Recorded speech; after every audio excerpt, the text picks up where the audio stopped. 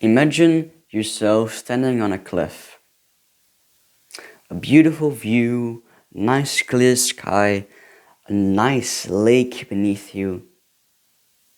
And now you walk over to the edge. You walk at around about 3 meters or 10 feet between you and the edge. Imagine that. Visualize that in your head. Imagine yourself walking a bit closer to the edge. Maybe 2.5 meters. Let's say 8 feet. 6 feet. 1.5 meters.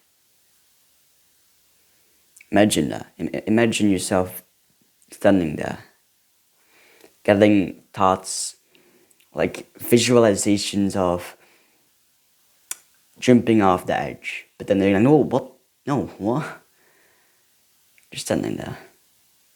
And then going even closer, 1 meter. 3 feet. Let's go even closer. Half a meter. 1.5 feet.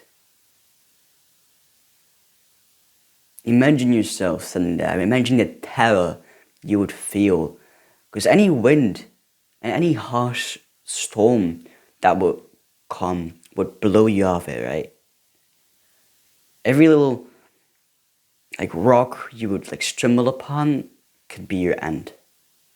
Imagine yourself. Imagine maybe the fear or the scare you would have. And the bliss you might feel for the sky and life, maybe.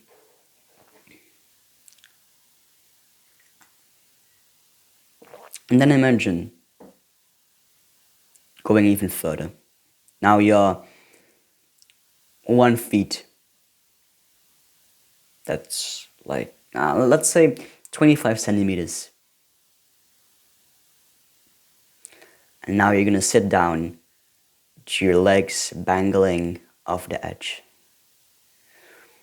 Imagine the scare, imagine the terror you must feel, but also think about the bliss of life that might come at you.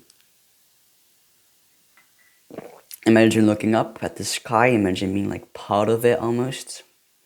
And then imagine looking down upon the lake that's nice and clear in the sun, but also quite low and quite distant because of your height.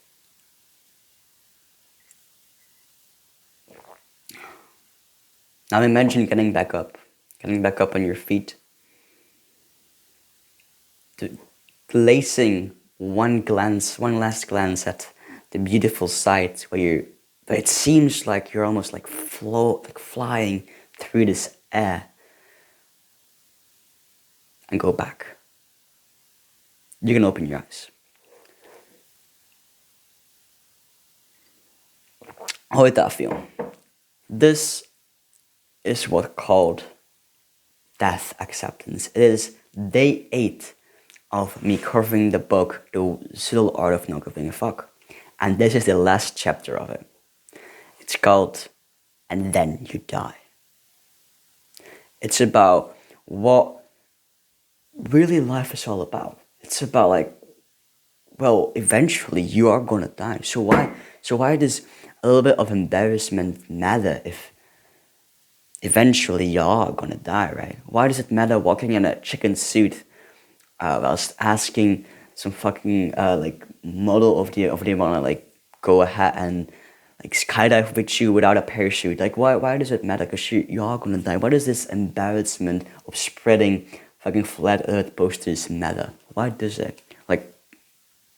Why does doing something embarrassing, why does failing matter if eventually you are gonna die?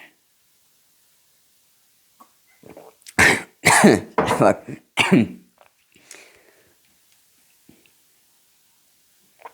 What was it? Doubt in the Mountain. The author of this book actually did this in real life.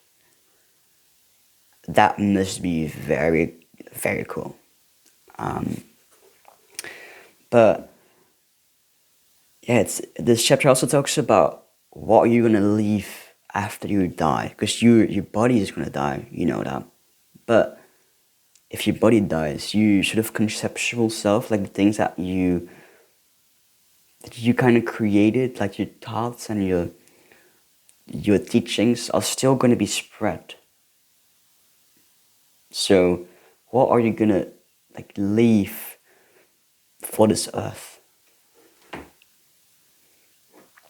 This is called like Immortality Project, I think. Where you doing something that could eventually become like your immortality, that you are not gonna die really, but like your physical body is. But like not your concepts and your teachings. Kind of like Jesus, like he died, right? But his concept and his teachings are continually spread through the earth, through the mans and peoples that live and make this world to be, right? So I don't know what he meant with the Immortality Project. I don't know if it was like a good thing or a bad thing, but it's like I would recommend you read the last chapter because it really sums up everything in one final read.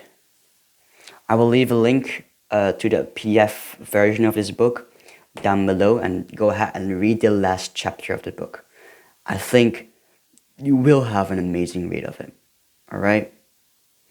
Do that right now, and I will see you in the next one. Mwah.